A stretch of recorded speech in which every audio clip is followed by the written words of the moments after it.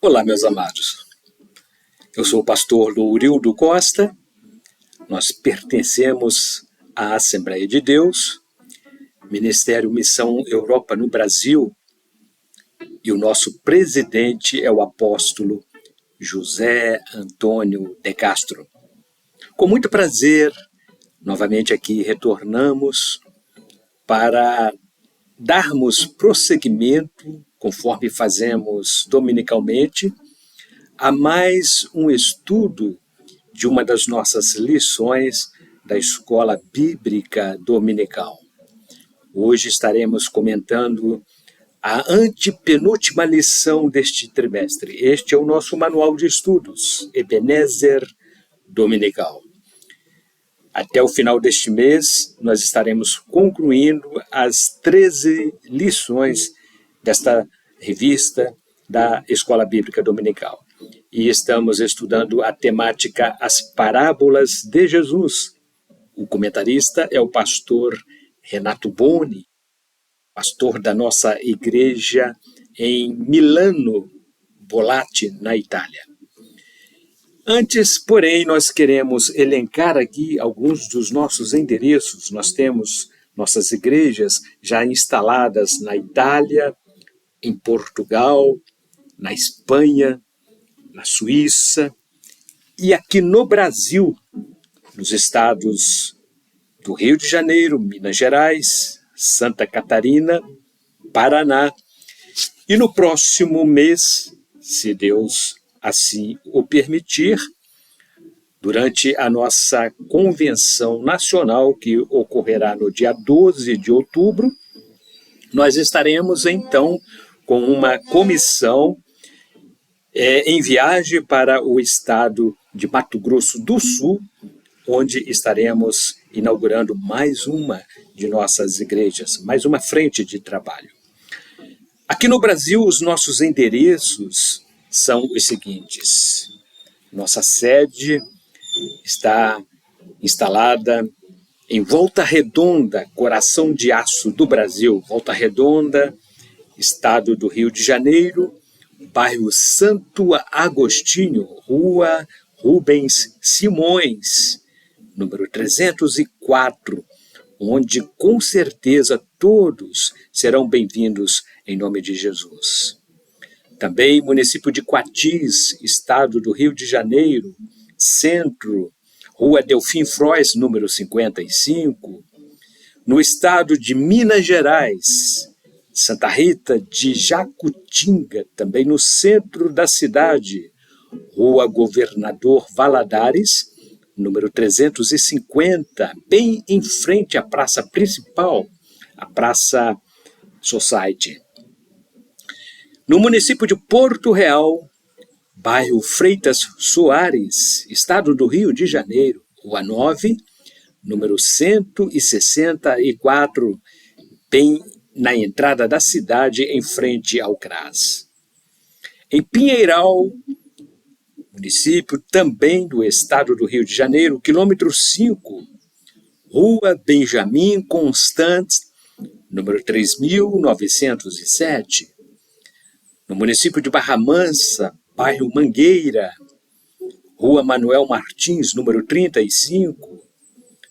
Em Valença, município do estado do Rio de Janeiro, distrito de Santa Isabel do Rio Preto, Rua Rodovia, número 20.934, bem próximo à torre de transmissão.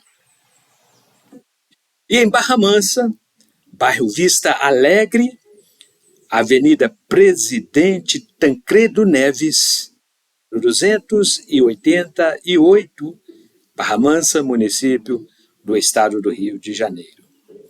Também temos nossas igrejas no estado de Santa Catarina, município de Forquilinha, estado do Paraná, município de Amaporã.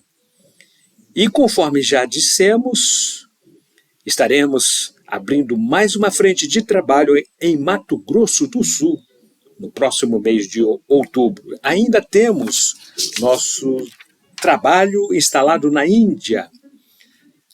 Ali temos um trabalho social realizado por nossas igrejas que dão apoio financeiro, moral e espiritual a este trabalho social instalado ali na Índia. Meus queridos, nós temos aqui a nossa revista, Revista do Obreiro, é uma revista semestral. A revista nós temos como tema central o obreiro aprovado. Todos os pastores, dirigentes de nossas igrejas locais aqui no Brasil, tem aqui uma coluna onde externaram uma palavra dentro deste tema, obreiro aprovado. Temos então estudos da palavra, palavras pastorais e muito mais. As matérias de capa, tempos tenebrosos ou difíceis, é uma matéria elaborada pelo nosso presidente, apóstolo José Antônio de Castro. Também uma entrevista com o primeiro vice-presidente da nossa comissão, da nossa convenção, melhor dizendo, a COIMEP, que é a nossa Convenção Internacional do Ministério Missão Europa, pastor Renato Boni, pastor da nossa igreja local em Milano, na Itália. E uma matéria interessante, pesquisada por mim, a procedência do Natal. A procedência natalina. Esta matéria interessante leva-nos aos nossos antepassados de Noé, a família pós-diluviana, que deu prosseguimento à expansão da raça humana na Terra. E tivemos um dos 3 filhos de Noé, Cã, que foi uma geração amaldiçoada, e desta linhagem de Cã nasceu Nimrod, bisneto de Noé, filho de Cush. Nimrod foi adorado como Deus Sol, e a partir de sua família foi instalada a religião pagã, que até hoje tem forte influência, principalmente nas igrejas evangélicas. Vamos ver que o Natal ele tem origem em Nimrod, que casou-se com sua própria mãe, Semíramis, que era também considerada uma deusa, venerada como deusa. E desse relacionamento teve o nascimento de Tamuz, filho de Nimrod com sua própria mãe. E tendo morte precoce, Tamuz então passa a ser venerado, principalmente através de uma árvore de Natal. Vejam que o Natal ele é oriundo 3.000 anos antes de Cristo nascer. Então, Tamuz adorava a árvore e em homenagem a ele como Deus, né, oriundo de Nimrod. A árvore de Natal simboliza a reencarnação de Nimrod. Então, meus amados, este livro que nós estamos produzindo, brevemente ele estará disponível para todos os nossos leitores. Aqui nós temos uma foto de como será a sua capa, o etnicismo babilônico ontem e hoje. Então nós estaremos comentando como o paganismo perpetuou-se com a religiosidade. Então não deixe de adquirir. Nós teremos um número limitado, é um assunto que não é ventilado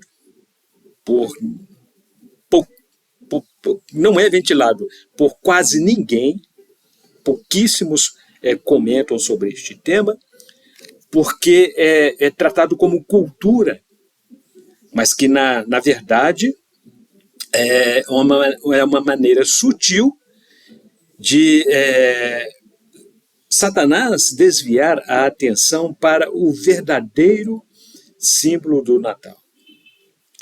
Então, não deixe de adquirir este livro, O Etnicismo Babilônico, Ontem e Hoje. Então, nós falamos aqui da nossa revista, Obreiro Aprovado, que é o tema, é uma revista do Obreiro. Brevemente, nós já estaremos trabalhando na próxima edição. E o nosso livro também, que deve fazer parte como literatura, né? Principalmente dos obreiros, em sua biblioteca, não pode faltar este livro, Pneumatologia. São doutrinas sobre o Espírito Santo, que é a terceira pessoa da Trindade. E muita gente não acredita na Trindade. Mas nós sabemos que o Espírito Santo é Deus, como Cristo é Deus, e o Pai também é Deus. Então, é o Deus Trino. Nós veremos que no primeiro versículo do primeiro livro de Gênesis, o original diz Deus no plural. No princípio criou Deus, Elohim. Elohim remete-se à Trindade, né? Então, o Espírito Santo é uma pessoa. Jesus, antes de ser assunto aos céus, ele disse: olha, é necessário que eu vá para que eu vos envie um outro Consolador. Então, o Espírito Santo está conosco, habita em nós, ele está nesta, vamos dizer assim, penúltima, nessa penúltima fase, né, antes de Cristo retornar à Terra e instalar aqui o seu governo milenar. Nós estamos na dispensação da graça, que é a dispensação do Espírito Santo. Então, quando as portas se fecharem, o Espírito Santo for retirado da terra, a igreja fiel a Cristo subirá com ele, encontrará com ele nas nuvens, o Espírito Santo não estará mais aqui, e será instalado o governo milenar de Cristo. Então, nós que subirmos, retornaremos para então governarmos durante 1000 anos com Cristo Jesus, o governo milenar, né, segundo o Apocalipse. Voltando então ao nosso tema, ao nosso assunto, lição número 11. Hoje nós estudamos sobre a parábola do filho pródigo. São 2 lições. Esta é a parte 1, a parábola do filho pródigo, parte 1, lição número 11, 15 de setembro de 2024. O texto áureo está no Evangelho de Jesus Cristo, segundo escreveu Lucas, capítulo 15, versículo 7, que assim diz: digo-vos que assim haverá alegria no céu por um pecador que se arrepende, mais do que 99 justos que não necessitam de arrependimento. Verdade aplicada nesta parábola, contada por Jesus, ficou claro o amor de Deus por seus filhos, de modo igual, tanto por aquele que se rebelou e saiu de casa, como por aquele que permaneceu obediente. E o nosso comentarista, ele elencou 3 objetivos específicos desta lição. São os seguintes: mostrar o perigo de um coração insatisfeito, mostrar a necessidade de buscar conselhos e evidenciar que todos passam por turbulência. Os nossos textos de referência encontram-se registrados no capítulo 15 do Evangelho de Jesus Cristo, segundo escreveu Lucas, a partir do versículo número 11 até o versículo número 16. Assim escreveu: e disse: um certo homem tinha 2 filhos, e o mais moço deles disse ao pai: pai, dá-me a parte dos bens que me pertence. e ele repartiu por eles a fazenda. E poucos dias depois, o filho mais novo, ajuntando tudo, partiu de uma terra longínqua e ali desperdiçou os seus bens, vivendo dissolutamente. Partiu para uma terra longínqua. E havendo ele gastado tudo, houve naquela terra uma grande fome e começou a padecer necessidades. E foi e chegou-se a um dos cidadãos daquela terra, o qual o mandou para os seus campos a apacentar porcos. E desejava encher o seu estômago com as bolotas que os porcos comiam, e ninguém lhe dava nada. Como introdução, o comentarista assim disse: aos olhos dos escribas e fariseus, os publicanos, que trabalhavam para o Império Romano, eram considerados traidores, e as prostitutas, por causa do seu pecado moral, estavam mortas espiritualmente. Não podiam fazer parte da classe religiosa em Israel. Por isso, Jesus colocou em evidência o fato de que Deus se alegra por qualquer pessoa que se arrepende e volta aos seus braços. O título do tópico primeiro diz assim: essa é a história de uma família normal. Aparentemente, essa família era perfeita no seu dia a dia. Um homem rico que tinha 2 filhos, 2 trabalhadores, até que um dia um dos filhos manifestou insatisfação. O filho mais jovem manifestou impaciência e decidiu sair de casa. O tema do subtópico 1.1, a decisão.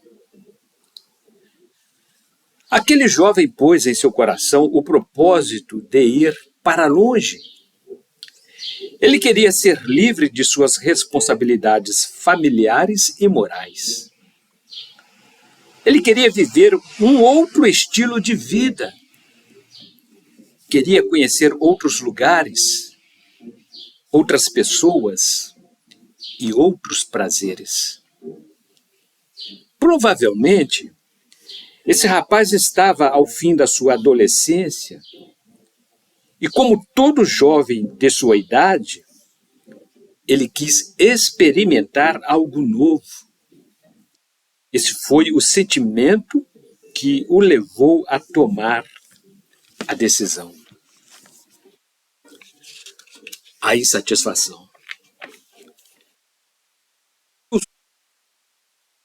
Diz, a insatisfação do coração. Essa era, sem dúvida, a causa de muitas decisões precipitadas e, na maioria das vezes, decisões erradas, como diz o ditado popular. A pressa é inimiga da perfeição. Aquele rapaz não pediu algum conselho a seu pai.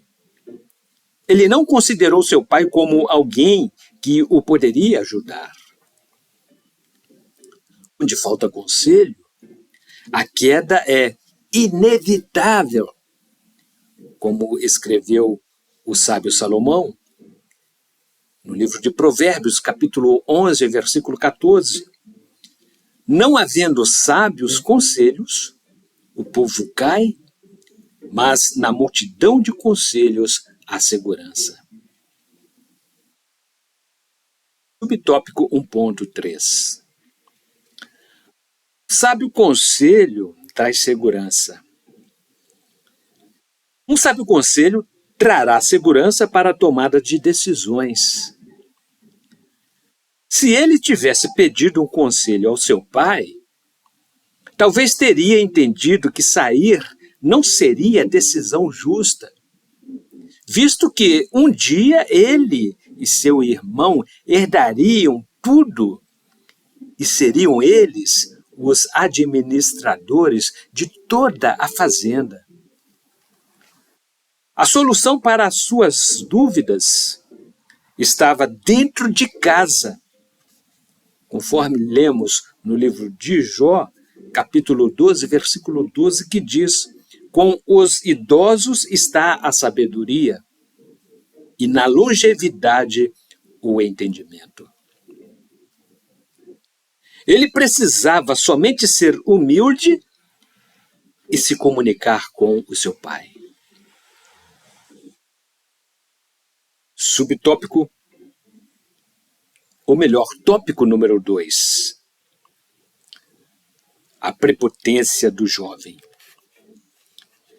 Aquele jovem, cheio de si mesmo, de suas ideias e opiniões próprias, tomou coragem e pediu a parte de sua herança a seu pai. Ele estava comunicando, assim, sua decisão definitiva de não permanecer naquela casa com seu pai e sua família.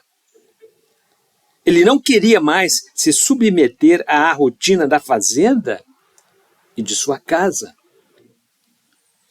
Ele queria sua independência em todos os aspectos. Ele desejava viver do seu próprio modo, sem ninguém que o desse regras. Subtópico 2.1. O texto diz, Evangelho de Jesus Cristo, segundo Lucas, capítulo 15, versículo 13. E, poucos dias depois, o filho mais novo, ajuntando tudo, partiu para uma terra longínqua e ali desperdiçou seus bens, vivendo dissolutamente. Aquele jovem havia conseguido realizar o desejo de seu próprio coração. Ele não somente partiu, foi para bem longe, distanciou-se de tudo e de todos aqueles que poderiam incomodá-lo pelo seu novo estilo de vida. Ele fechou a porta de sua casa e se foi. Não se importou com o seu pai, seu irmão e com os seus servos. Ele se preocupou somente consigo mesmo e seus desejos. Talvez nem se despedira. Aproveitaram o momento em que todos estavam trabalhando e partiu. Podemos imaginar como ficou o coração de seu pai com um comportamento tão indiferente da parte daquele filho. Subtópico 2.2. Muitos se comportam assim nos dias de hoje. Quantos filhos recebem de tudo na casa de seu pai? Seja um pai biológico ou seja Deus como o Pai Celestial. Seja em sua residência familiar ou na igreja. Pessoas que têm tudo para darem certo na vida. Pessoas que são tratadas como príncipes e princesas, mas que, de repente, começam a manifestar insatisfação. Começam a se comportarem de modo inconveniente e terminam por virarem as costas a tudo e a todos. Tais pessoas, como aquele jovem, querem liberdade e descompromisso. Anseiam por algo novo que não passa de ilusão passageira. Na verdade, caem no engano de uma paixão artificial e acabam por colher as consequências. Subtópico 2.3. A chegada da crise. Vivendo sem alguma regra econômica, aquele jovem logo gastou com seus amigos de convivência tudo o que possuía. Seus princípios de conduta tinham sido postos de lado e, para piorar a situação, que já era bem complicada, pois ele estava longe de casa, sem dinheiro, sem amigos, e era apenas um jovem sem algum tipo de preparação para enfrentar as dificuldades da vida. Naquele momento tão crítico, sobreveio àquele lugar uma grande fome. Não foi uma pequena crise passageira. Foi uma crise geral e duradoura, provocando escassez de comida e falta de emprego. Tópico número 3. Um abismo puxa outro abismo. No livro de Salmo, número 42, verso 7, assim diz o salmista: um abismo chama outro abismo. Ao ruído das tuas catadupas, todas as tuas ondas e as tuas vagas têm passado sobre mim. Muito rapidamente, aquele jovem viu-se em sérias dificuldades. O único trabalho que encontrou foi o de cuidar de porcos.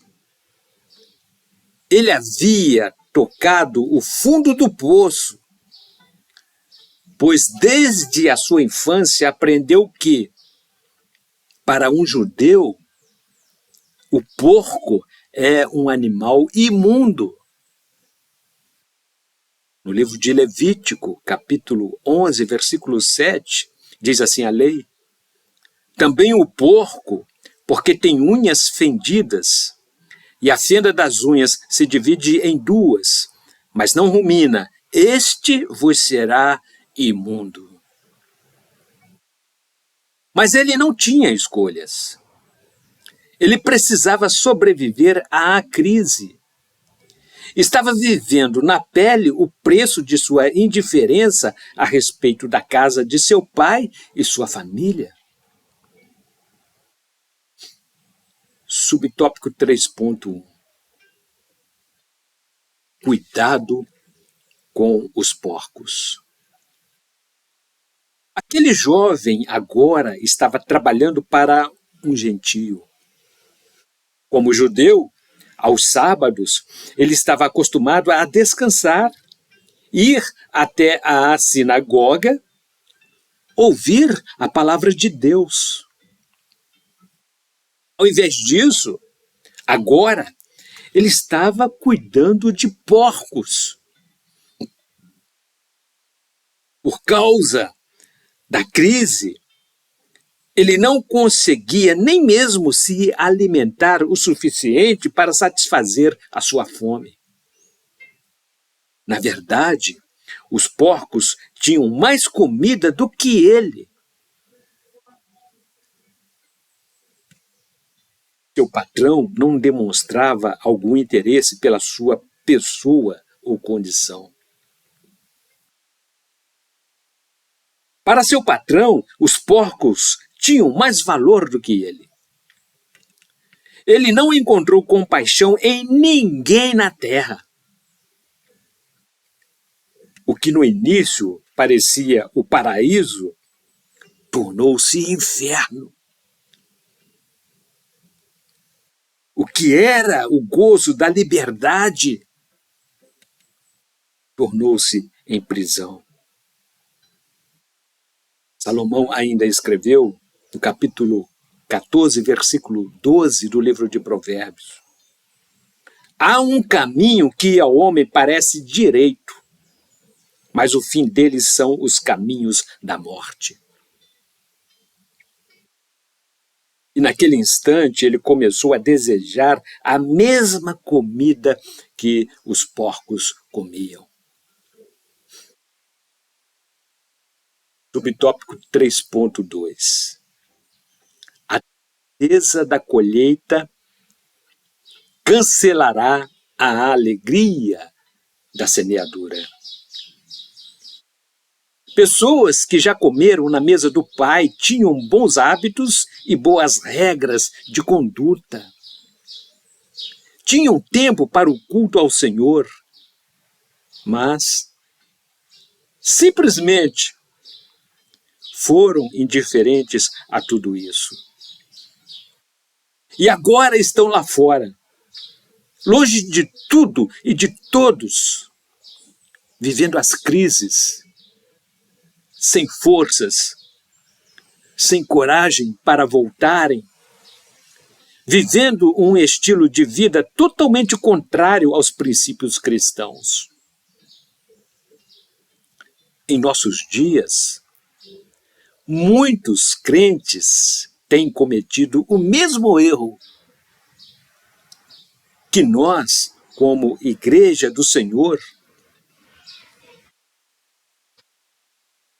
possamos orar por essas pessoas, para que, assim como o jovem da parábola, eles também possam cair em si.